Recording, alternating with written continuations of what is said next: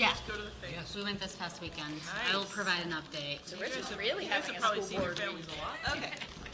Like lots of family time. I make sure I'm done with Hello? work by 2:30 every day. Oh, okay, great. Sorry. Okay, I'd like to call the board meeting to order. Please join me in the Pledge of Allegiance.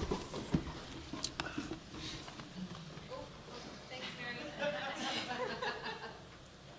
Just plunge toward the flag in your heart.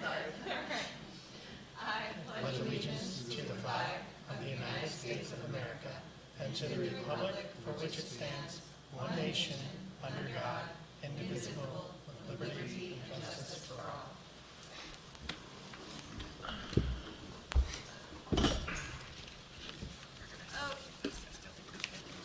Public comment will occur during the public comment portions of the meeting and will be done by raising your hand remotely or in person. Once acknowledged, please state your name and words so that it can be included in the minutes, and please limit your time to 3 minutes. Public comment is governed by policy BEDH. Are there any additions or deletions from the agenda? No, not at this time. Okay. Is there any correspondence? None. Okay, thank you. All right, we need a motion to approve the public minutes from October 9th, 2024. I'll make a motion to approve the public minutes and the public hearing minutes from October 9th, 2024. All right, can I get a second? Second from Mary. All right, are there any emendations to the minutes?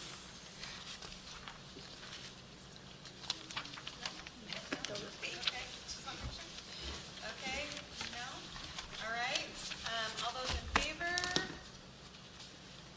Kevin, are you in favor? I get abstain. Abstain, okay, perfect. All right, so that is 1, 2, 3, 4, 5, 6, 7 in favor, 1 abstention, 1 absent. Okay? I will make a motion to approve the non-public meeting minutes of October 9th, 2024. Thank you. And I get a second by Mary. Are there any additions or changes to those minutes? No? I Okay. mean, I wasn't there, so it says I was, but Oh, sorry, okay. that's We will take that off. Thank you. All right. All right, all those in favor?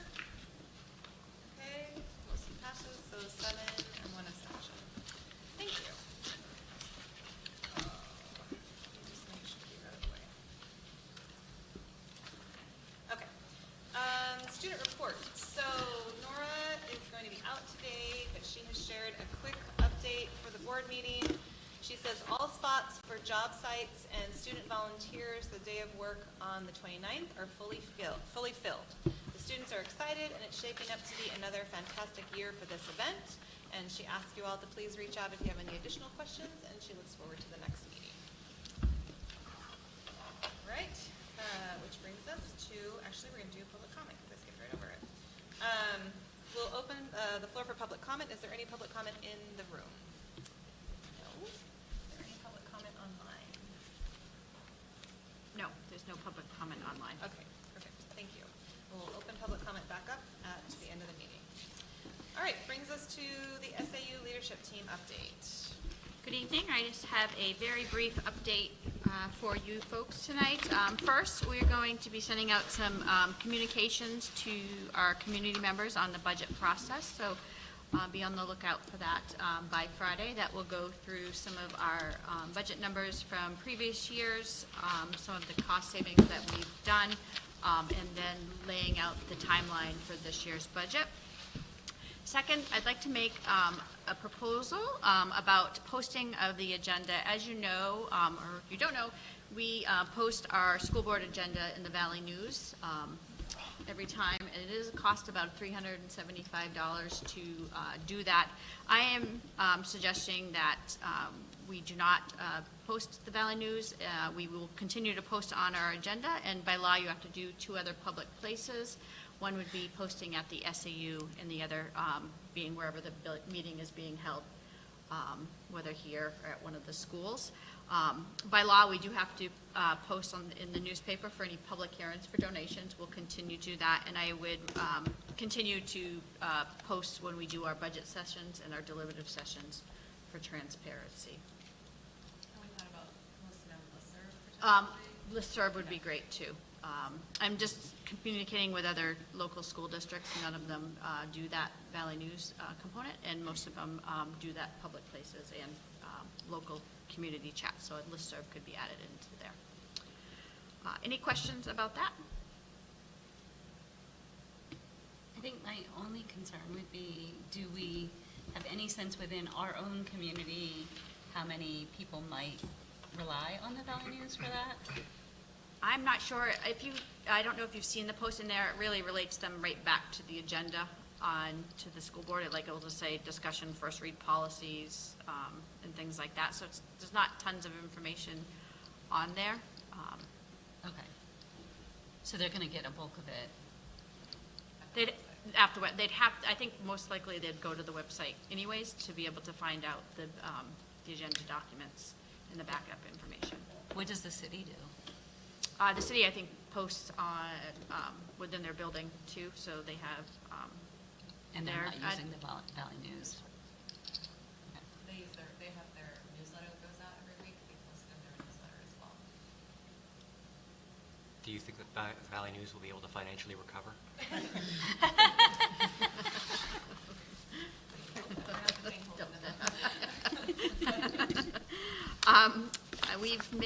We've hired someone for the administrative assistant for facilities. Tim, do you have an update when the candidate will start? I do not. All right. Within 2 weeks, I think. Within 2 weeks. And also, we have a finalist for the assistant to the superintendent, which I'm excited about. So we're just going through reference checks in that process. So hopefully an update at our next meeting. And that concludes my update for tonight. Thank you. Does anybody have any other questions for Amy? Okay, that takes us to the business administration update. Good evening. Today we're going to go over the chapter 3 that was in the materials, basic budgeting, tuition information, and capital reserve funds. So just the real, this is obviously a repeat for most of you, and you'll see when we talk about budget next week, there's all these numbers associated with that. So I think it's useful to just go over how school budgets are constructed in New Hampshire. They have all these different funds. It's a modified fund accounting, so it's not like our own checkbooks where basically all money's together, but rather we do journal entries and journaling in each different fund. And there's a general fund. For us, there's a general fund, food service fund, a special revenue fund, and a building fund. The building fund we hadn't used for a while, but we used it for the project that just ended. During the budget time, we talk about the general fund. The general fund is the one that affects your tax rate. The number that goes on the warrant will be all projected funds together. So we'll talk a little bit about it, but the food service fund is funded by revenue from either the federal government or you paying lunch fees or money from the general fund, and you'll see that budgeted in the general fund. The grants or special revenue fund, obviously that comes from grant sources or those donations. That's part of that special revenue.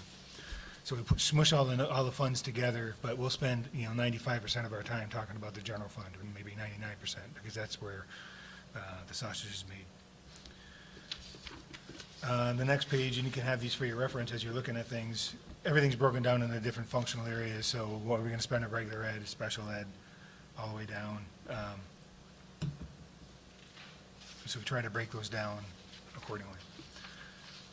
And then within a function, there's major categories of object and level. So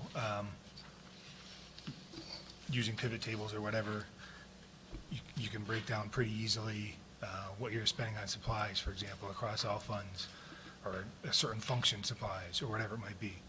So that allows you to sort of, you don't have to look at it at just a school level.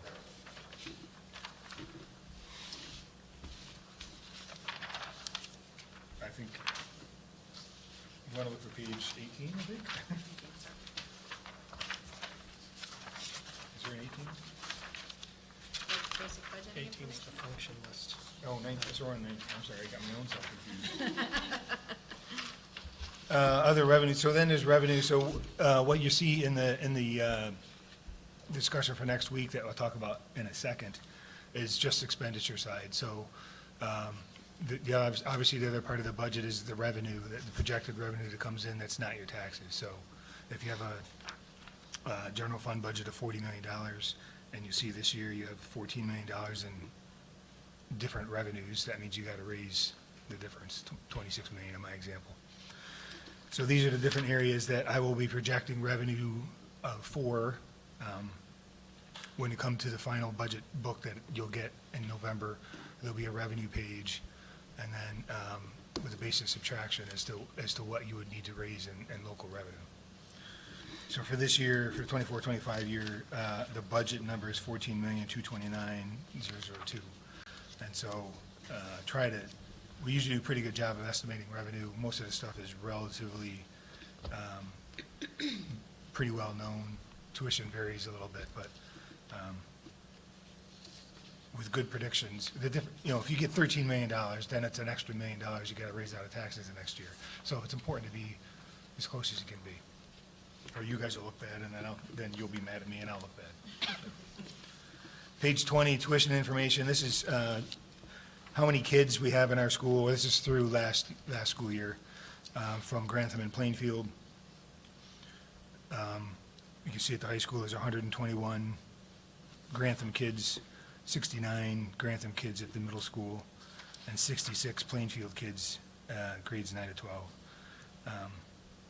I just like to point out, and again, most of you know this already, but get in my soapbox a little bit, like fully a third of the high school population comes from our area schools. So it's not insignificant for revenue. I didn't break it down there, but we get somewhere more than $4 million from the area agreement. So while we like to think that they benefit a lot from the area, and they do, I think that Lebanon does as well.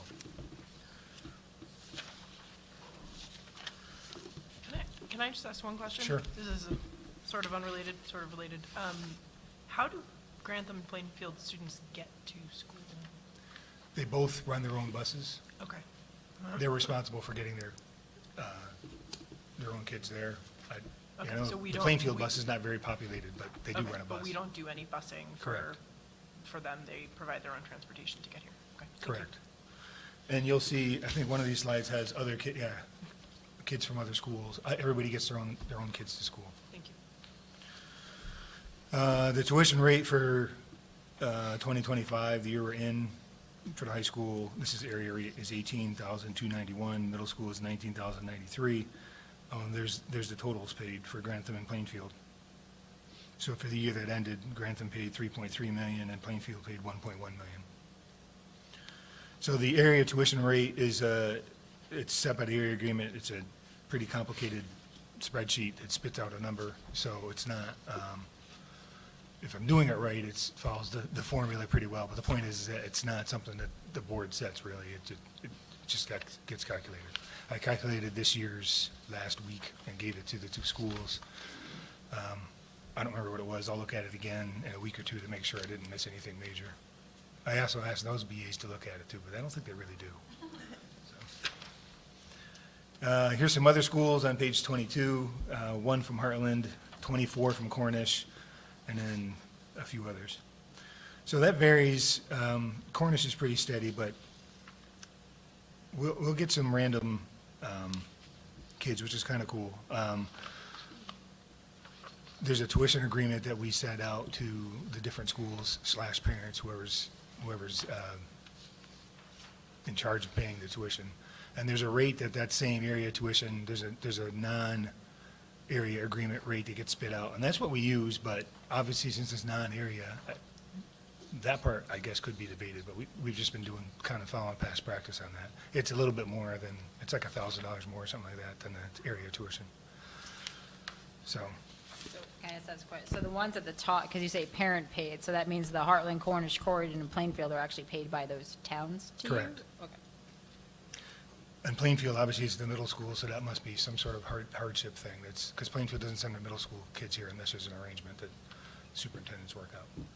I have a question on 21, page 21. Mhm. Looking at your numbers on 20, in 2023, Plainfield had 67 kids, right? Mhm. And 66 the year that just ended. Right. Yep. And in 2023, they paid more in tuition than they're paying in tuition now. A lot more, it looks like. Yeah, that's weird. So, yeah. Do we charge for special education, significant No, special we do education? not. I can get together with Shaylee and make sure that we got the numbers right, Okay. so, yeah. No, we don't, with area, we don't charge for special ed stuff, so, good catch. I'll check into that. That was Amy, she told me. Yeah. She's better catching that. I'd be interested to know what the story on that is. Page 23, cap reserve funds. This is as of June 30th. The building fund has $656,000 in it. And there's 600 grand that I need to add this fall from the year that just ended. So we'll have, with two dollar signs, $1.2 million. You see the special ed reserve fund has 1.5.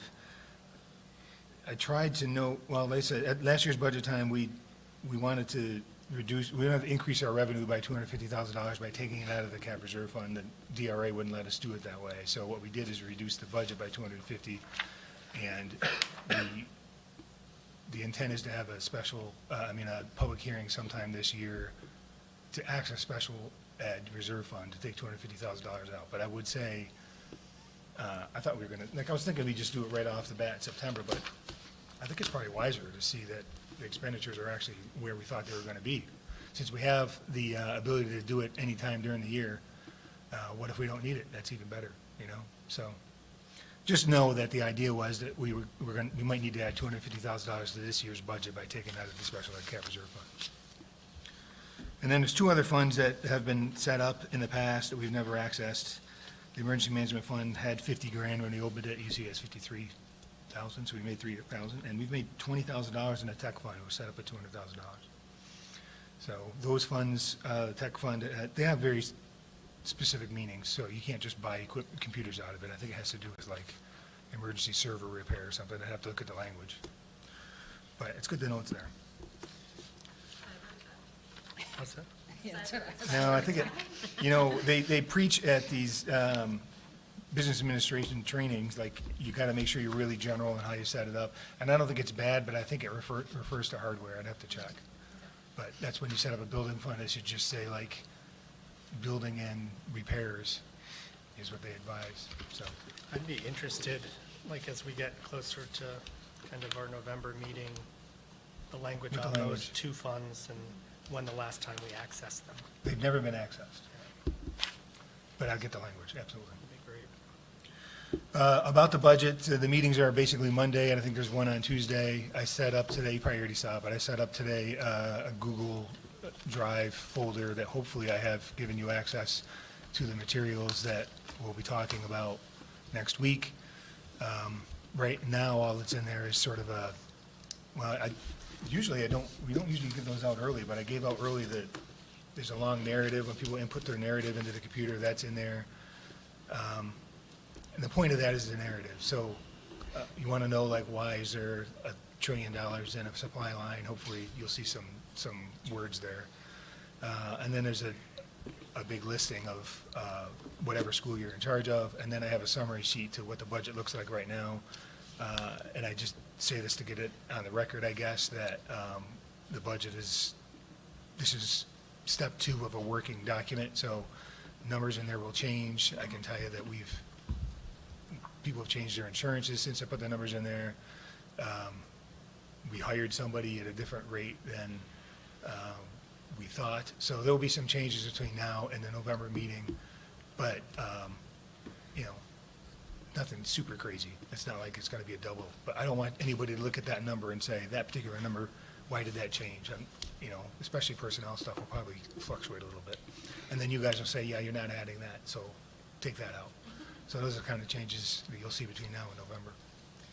Will we also get the administrators' like their narrative?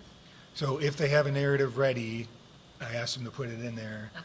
This is a change, to defend the administrators, you can, sling stuff at me if you want, but this is a change a little bit, so we have not asked them in the past to have their narrative ready for this meeting, so I don't know that they're all ready for the meeting next week. Yeah, so if they've made, I've seen several sort of drafts, so I asked them today to just slide it in there in their Google Drive, but if there's not one in there, it's probably because they just hadn't got it together yet, so. One question / comment, the CIP that the board has talked about and stated as a priority for the board, et cetera, that the Finance and Facilities Committee has been, primarily Tim, and John have been working on, and we've seen year one of that. That is included. Yes. So the items from the CIP for year one, we're working on a 5-year CIP, but right now we do have year one. That has been already discussed with the schools and the administrators and the FNF sort of committee members. Those items are in these proposed budgets. And I would just remind the board that part of the process we're trying to get going with establishing the CIP and having it be a regularly reviewed process and having it be part of this is that when those items go into the budget and the board has seen the CIP and it's a document we use, those, I think for the CIP to be a useful document, that should be looked at not as a really great target for cutting, because that is part of a much longer CIP process that the board is, this is the first year that we're doing it this way, so this is gonna be a little bit weird, I think, but I just wanna remind everybody that what we're trying to get to is a place where the CIP is sort of a thing that we've all looked at and said we feel pretty good about, and then it sort of just gets put into the budgets, and it's not as much up for Remind me, the budget as a whole, have we seen year one? The board as a whole, have we seen year one, or has only FNF seen year one? That's a good question. I don't think it's come here. I was planning on putting it in the budget. Yeah, I think we binders. saw, I don't think it's come. So we need to have the whole board see it, because FNF can't act on it. Totally, and We need to have all of us see it before we look at it as, okay, this is an infallible, we're not moving these things out. Yeah, and I think I wanted to bring it up partly just because I know that this is the first year that we're doing it this way, so we're going to be, and we haven't, the committee members have been working on upcoming years, because ideally this needs to be a longer term document, but because of budget season and lack of administrative support, et cetera, we haven't made it much further than year one at this point. We're looking to get to year two, but so I think going forward, this will be a document that the board will have seen, will be familiar with, et cetera. But the point of that is that it is something that the administration and the district can sort of rely on, that we, the board, have looked at, understand the importance of it, et cetera. So it's not saying that we can't decide to do whatever we're going to do, but I would urge the board to consider that as a strategic priority, that is how we coordinate the administrators, the staff, the schools, and ourselves, is by having that document. So Right, and I agree. I think that's great. I think that we might have a little bit of slippage this particular time, because that hasn't come to the full board yet. So we'll see it in Next week. next week. I think we can, you won't see it next week because it'll only be the individual meeting, so you'll see what's in your. Right, next week, if you look, this is actually something that Steve did last year. We broke out sort of the big projects. So there's a separate line in each school now that says Mount Middle School projects, for example. Right. And in the notes I told you that you have, you'll see CIP this, and John has good notes as to what is from the CIP in the building you're in. Yeah. So next week, you'll see your school. Should we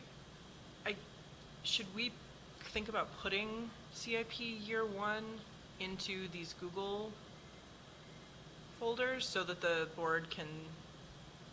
All we'll be able to do is see it, and we won't be able to take any action on it, I right? know, but I think that in terms of I can do sharing that. it, do we I feel can like? slide it into each folder, that's Yeah. fine, but it's not, you're right, it's not been Right, approved by the and board. nobody else has seen it besides from FNF, Yeah. right? So I would say, go ahead and put it in. the And we folder. haven't been holding it back. No, no, It's no, no. we sort of No, I just know. we No, no, just no, got to the point where it was at a sharing point. So I think, Just as a procedural thing. We want and to make sure that was why I wanted to bring it up Um, tonight. Yeah. I think if it's easy, part of the reason we have it in the format that we have it is so that we can pull those narratives out pretty easily. So I wonder if for each building, if we just have the narrative pages that go, Shouldn't the whole thing be shared, though? Because I feel I like the think it would beginning be- has a narrative also that I feel like has to be, should be included so that people understand. I think though with the building level conversations, it's most important to understand why these projects are in the budget.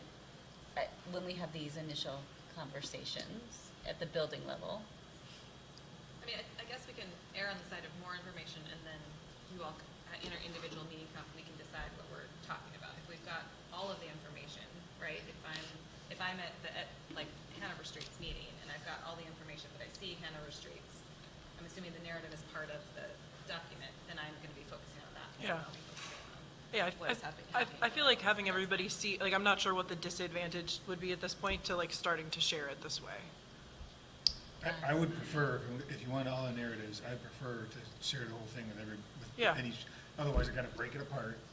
Yeah, And it's scan it to meant to one, be, so- I think it's meant to be, the way it's been formatted, the way it's been put together, it's meant to be seen as a sort of like whole But- district thing, and I think that it makes more sense as a whole document. I think we're ready to share the year one, knowing that like this is, I feel like everybody has to put on their sort of like, hey, this is our first round of this is gonna be everybody's first time seeing it, like, there's And- plenty of, And I would just say, again, just as adults, and the reason why I shared just your building with you is that these meetings can't be a full discussion about the whole district when you're supposed to be talking about Hanover Street, because we'll never get out of there. So like, if you're a Hanover Street rep, you gotta be focused on Hanover Street discussion to as much as you can, please. Otherwise, we might as well just do the Saturday meeting. Whole day to talk about all the things. So, this is our first chance. Just our buildings or whatever it is. Thank you. Hopefully you find that useful. Yeah, I think so. Thank you. Is that it for you? That's all I have. Yeah. Okay. All right, moves on to the DDECIA update. Karen? That's you.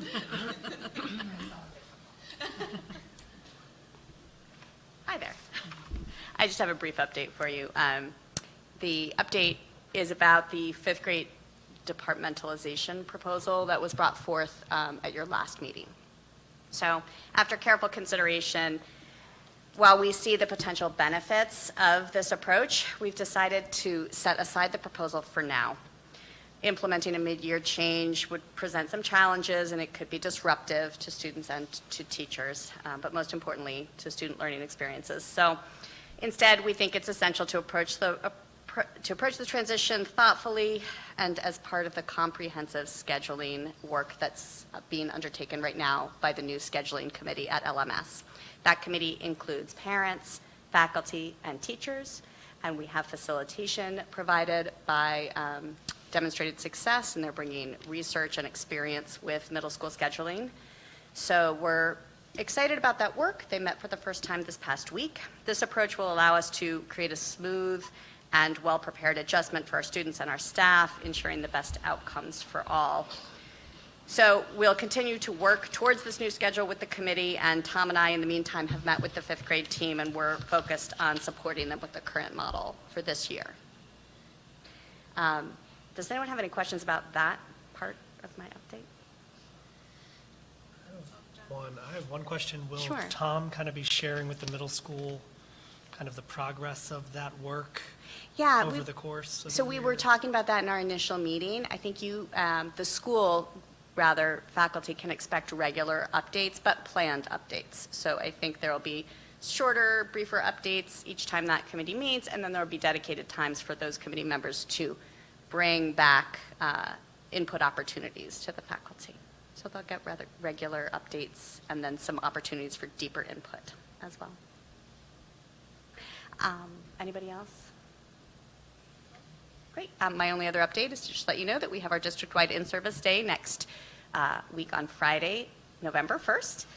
It's proving popular to have that day occur right after Halloween, both with families and with staff. So we're looking forward to an opportunity for all of our schools' faculty to hear from our Take Flight kids and teachers, which is exciting.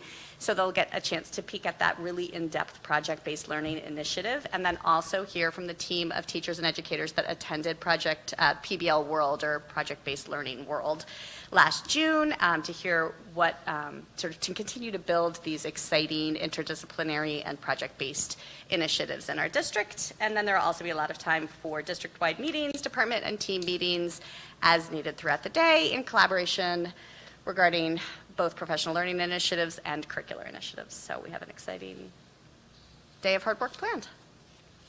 That's it for me for now. Thanks. Thank you. All right, moving on to unfinished business. We have discussion and action on the first reading of policy JLDBB that we moved from last week, the suicide prevention plan, and action on the suicide prevention plan itself. So I'll make a motion to move policy JLDBB to a second reading. Okay? Can I get a Second sec- Okay, second by Richard, motion by Wendy.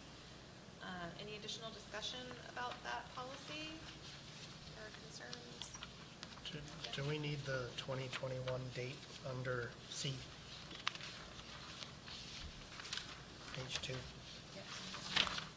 very bottom, under the annual staff training. Should we just say Sure. that we'll just ensure? Yep. Yep.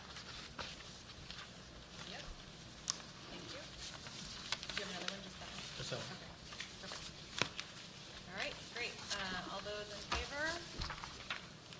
Great, unanimous, thank you. And then that brings us to discussion action on the suicide prevention response plan, which we heard about last week. So I'll make a motion to approve the SAU 88 suicide prevention and response plan. Okay, thank you. It's a motion by Wendy, second by Tia. Right, any additional, they did put in all of the revisions that we asked for last week, last meeting, so should be good to go. Go ahead, MJ.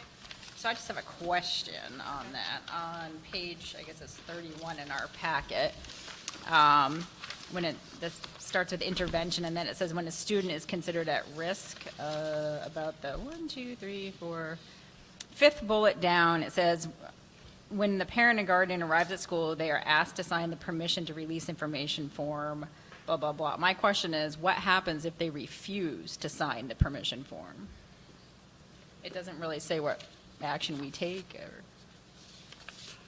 That is a good question. Yes, Ben, please. Thank you. The purpose of the release is so that they can share information with their mental health provider or medical professional, and if they don't provide us that information, then we don't have conversations about the child's mental health with the professional. But we still have conversations within the school. Yes, team. internally, of course, yeah. Okay. Yeah, we just don't have, we're not privy to any outside providers. Yep. Do you have any other questions? Any other comments on, or questions on this plan? No? Okay. Great, so, all those in favor? Great, okay, unanimous, thank you. All right, then we'll need a quick update from our NHSBA Delegate Assembly representatives. How did it go? All right. Oh, let me put this closer to my face. All right. Richard, you can correct or add in if I forgot anything. I figured I'd just go through a list of how the votes went. So Resolution 13 and 20 were merged into one resolution, and the alternative language provided by the NHSBA passed. You don't need me to read them, right? That would Just take a tell us long what the time. topic was, 'cause we were- What was the topic? If you know the topic. Yeah, that was the one submitted by Hanover and Dresden School Boards and Oyster River regarding student participation in sports. All right, Resolution 14 died. Item 15 was not a resolution, so no vote occurred. Resolutions 16, 18, and 24 passed with the alternative language provided by the NHSBA. And I can read you what those were about really quick. Let me find them.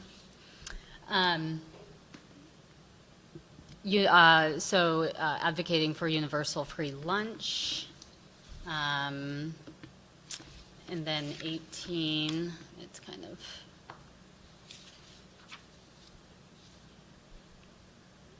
equitable and sustainable tax plan. And 24 is the last one, so let me find it really quick.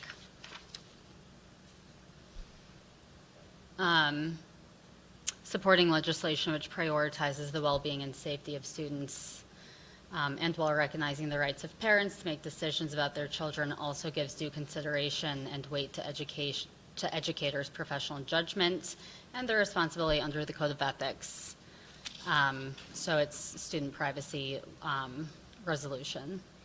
Resolution 17 was struck down after the amended language struck the last sentence because federal laws already supersede state law, creating redundancy. So it was just struck down. Resolution 19 was no longer deemed moot, and that was regarding, which one was that? I don't have the list on. Which one was it? Like, because I remember we had a conversation about it.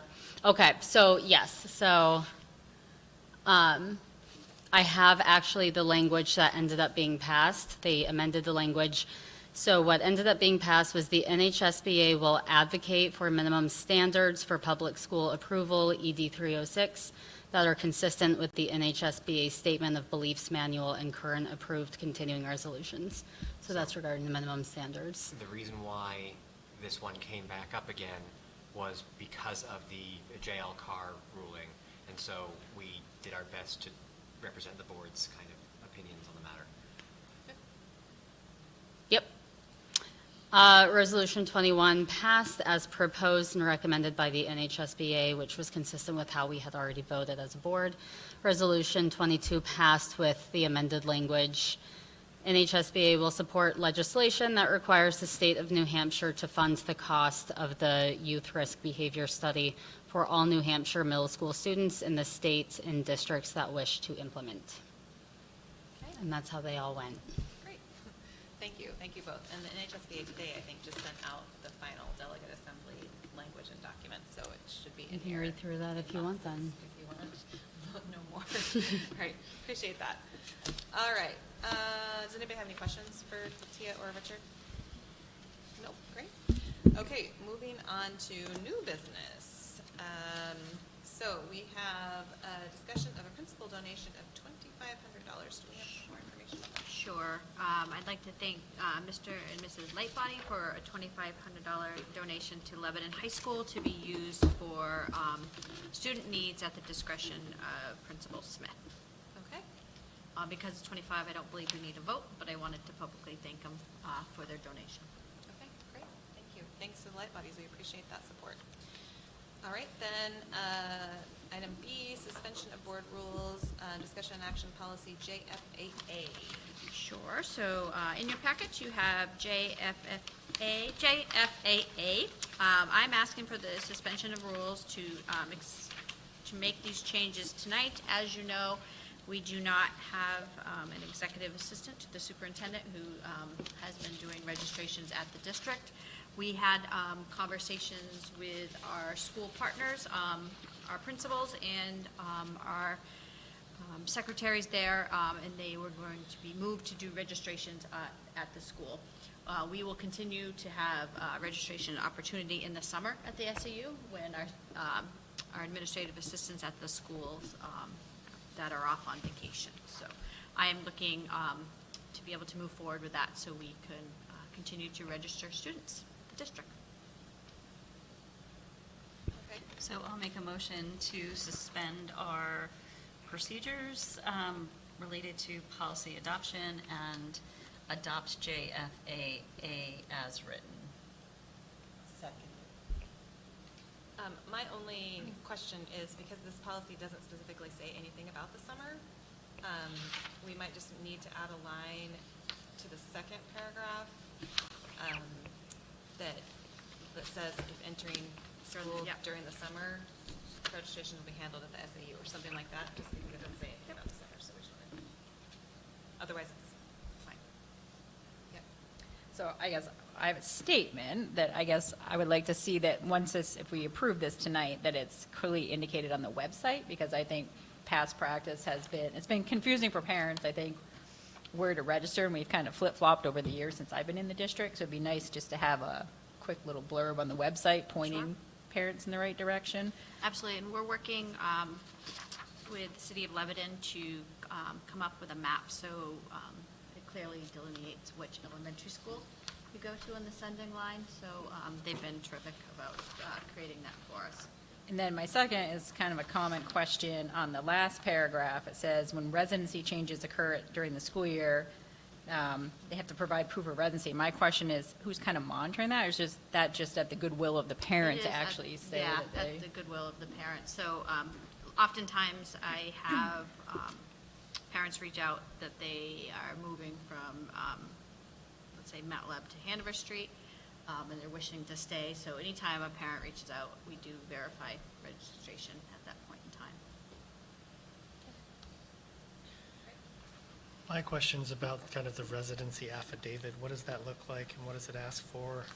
It's just a notarized statement that they live at their said address, and they have to be, it has to be signed by that notary. After speaking with legal, and that was in our existing policy anyways, JFA, you know, if we had someone that had signed that and, you know, were not being truthful, we could take them to court, but he did note it doesn't hold a lot of weight, but it is another tool we have to validate residency. One more along that line too, because it says enrolling for the first time, they have to register at the school. So if I'm new to the district, I may not know what school I'm supposed to be registered to. So how does a parent find that out? Where they? Sure, that will be located on the website, but Okay. as I mentioned before, especially with our sending line, we have language that we have that kind of tells you where you go on Slayton Hill, which side of the road you're heading to, either Hanover Street or Mount Leb.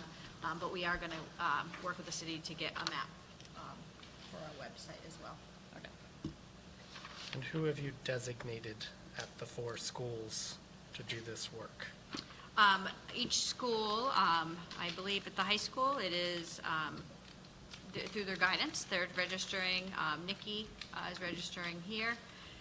Jody is at Hanover Street, and Vicki is at Mount Leb. And we provided additional training and support through our IT, as we have Alma Start and online registration as well. So getting people up to speed on that. All right, any other additional discussion? No. All right, all those in favor? Okay, yeah, great. All right. I'll make a motion to adopt the policy, or these are first readings, Yeah, right? Okay. Oh my gosh, there's a lot. where am I? Like to make a motion to move the following policies to a second reading, listed under new business 10C through I. Okay, And just a note on I, we combined 2 policies that were similar. It made more sense to have the language combined on one, so we gave it our own little AB title. okay. So we have a motion by Wendy, and a second by Tia, thank you. Okay, so this is just moving on to second reading. Any additional comments for anyone for any of these policies? Okay, Why are we not including J through O, or O through J? Those are all withdrawals. Oh, those are withdrawals. Thank Yeah. you, that's why. I saw first reading. they are first readings. Yeah, we're- First reading's to withdraw. Yeah. Thank Okay, you. all those in favor?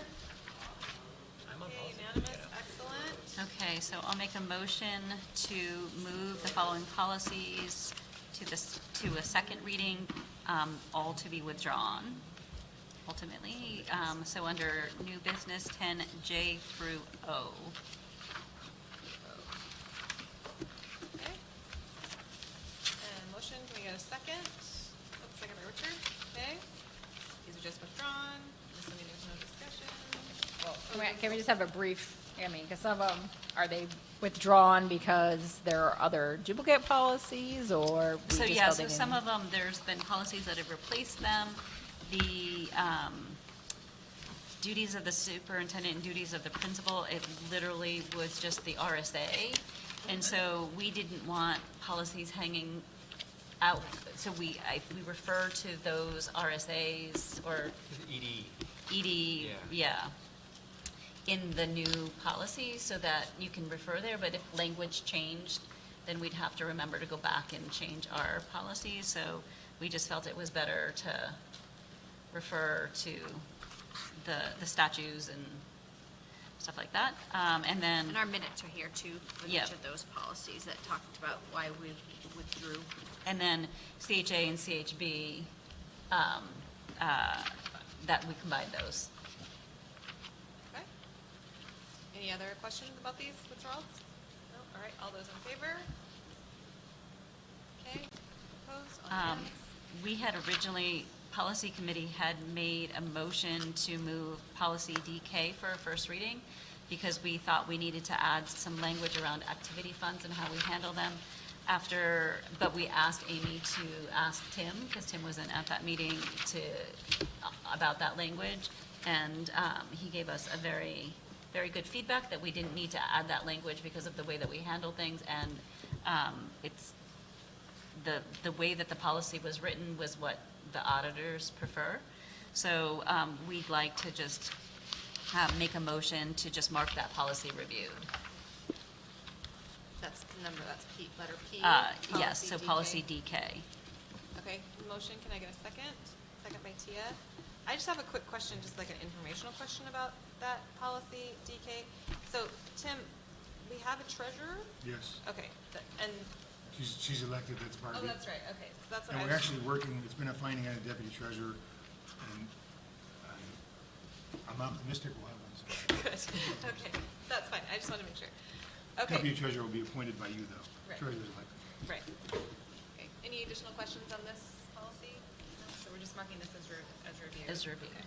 All those in favor? Okay, great. And then I'd like to make a motion to accept the reviewed policy report dated October 7th, 2024. Okay, motion to accept the reviewed policy report. Can I get a second? Second by Tia. Any questions? Anyone else? I just have some, like, grammatical stuff, but it doesn't change anything, so I'll just put that in there and fix it. But other than that, that was my only thing. Did you have a question? No? Anybody else? All right, all those in favor? Unanimous again. Great. Excellent. All right, moving on to committee updates. FNF, you met on September 23rd. We talked about this. Your next meeting is October 28th at 4:30 p.m. at the SAU. Policy committee, you met on October 7th. Do you have anything else to share besides? No. We've got two pretty big agendas coming up. We're going to work our way through it. We have the fall updates from the New Hampshire School Board Association. They also have extensive lists around like what are the required policies, which policies should we be looking at annually, biannually, those kinds of things, which ones have been withdrawn. So we've done a review of those lists, and we have started to map out the next couple of agendas. They're pretty full, so we anticipate having longer meetings or an additional meeting to get our way through those by March. Spring update. What's that? By the spring update. Yeah. Right. I had one question about the policy committee, the minutes. I really like having them as part of the packet in this way. I think that's been really great. I was wondering, would it be possible to reformat them with the the items in the information and discussion section having their own line that is merged and centered so that it is read across rather than having a very, very long, like one column taking up multiple pages. Is it? Would have probably, if you want. This is the way it was formatted before I came in. You can fix it any way you want, Okay. if it's possible. Yeah. Go crazy. All right. And Yeah. I'd like to thank Tia for taking notes. Like, if you want support or anything, like, I think it's a pretty simple change. I just think it'll be easier to read, Right. like, side to side and take up less paper. That's all. Right. Okay, Thank you. thanks. Yeah. Perfect. All right. Education Committee, we met on October 7th, which I think we already talked about, yes. Our next meeting is November 4th at 4:15 PM at the SAU. PNN met on, well, you've met many times. And the next meeting is November 7th at 9:00. Do you want to say anything? No, just we're progressing along the continuum as we should. And we're going to have a quick non-public after this, and we'll get more information about that, just for everyone's information. Student Wellness Advisory Committee met on October 4th. The next meeting is January 8th, and next meetings are January 8th and May 7th at the SAU office. Anything to say about that? I think we talked about it before, right? Yeah. Okay. Yep. Area Committee met on October 15th, and the next meeting is February 25th at LMS. The agenda for the area meeting is in your packet also. We talked about a whole bunch of things. They gave updates on their capital improvement things that have changed. Their enrollments are down, both at Plainfield and at Grantham. They talked about their budgets, which they're facing similar increases in healthcare costs that we are facing. Plainfield is in talks right now with Cornish about having a, they're going forward with their idea of having a shared middle school. So they're working on that and seeing if their towns are in favor of this. And Potential merger in their SAU. right, they're talking about a potential merger between Plainfield and Cornish's SAU. They share a lot of things already. They're talking about potentially sharing more. If they did that, both towns have been very clear that they don't want to change. Cornish wants to keep choice. Plainfield wants to stay in the area agreement, so there would have to be some fancy language in their merging documents to make that possible. But they feel confident that they could do that if they wanted to. So they'll keep us updated. Let's see. School District City Task Force met, next meeting is October 24th at 6 p.m. at City Hall. Housing Task Force met on October 21st. We met on October 21st. We had a zoning lecture and learned about plans by the city to change zoning in a novel way. There were a variety of things shared based on a study by a consultant hired by the city from Arkansas and the work that city employees have done as a result. Ideas that are being put forward to the city council are making what already exists downtown to be legal. For example, a home that was built on a smaller lot than required by zoning. Plans for changing how certain areas of the city are zoned, zoning changes themselves, and then the creation of some new zoning areas. These are all plans that are moving towards the city council and will be going to voters at various points. The city's clearly taking a growth standpoint with these measures, and a number of 4,200 new housing options could result. I asked if any New Hampshire municipalities have taken these approaches and what the results were. The response was that these were novel or innovative, never been done before ideas, and no one has done this before in our state. I then asked about the impact on our schools and if we are to grow as much as possible. There was some conversation about the schools and that we're conducting an enrollment study and that this work would need to be consistent or aligned moving forward so everyone understands how growth in housing might impact our buildings. So that was kind of the bulk of it. Our next meeting is November 11th, although I feel like that might get shifted because of the holiday. at 8:15 a.m. And I emailed all this to Kamala to include in the notes for you to read at your leisure.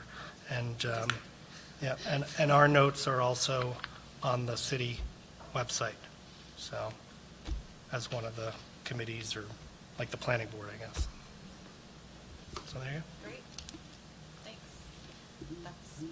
That's great. I mean, that's good. I think it's important, as you say, I think we do need to be aligned. We're going to be growing, especially if we're, the kinds of units matters for us in terms of our budget, so I think it's important to know. Good.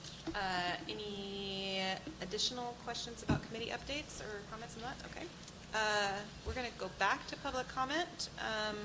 Is there any public comment in the room? No. Any public comment online? There is not. Okay, so we'll close public comment. Future agenda items, board member recommendations or questions? No? No? Great. Okay, important dates and district announcements are, next week we're having a school board meeting specifically on the strategic planning process on October 30th at 6:30 p.m. at the library upstairs. Our next regularly scheduled school board meeting is November 13th at 6:30 p.m. here. The annual budget meeting is November 23rd at 8 a.m. at the LMS Cafe here also again. And our deliberative session is February 1st at 9 a.m. Also here. Is there any other business? No. So we will be having, as I said before, having a short non-public for two things. So one is C for personnel. There's probably okay. School board entering. All right. Do you want to do a motion? Sure. Okay. I think it's K. We're deciding on what we're going in under. We're definitely going under C. Let's do.